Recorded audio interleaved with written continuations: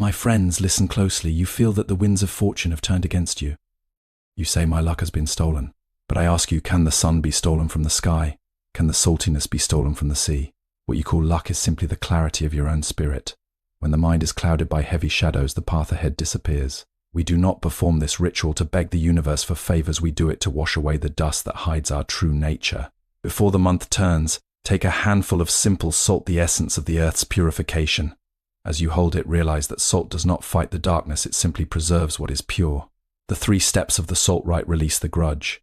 As you hold the salt, let go of the idea that someone has taken your power. No one can hold your destiny but you. The act of cleansing, dissolve the salt in water.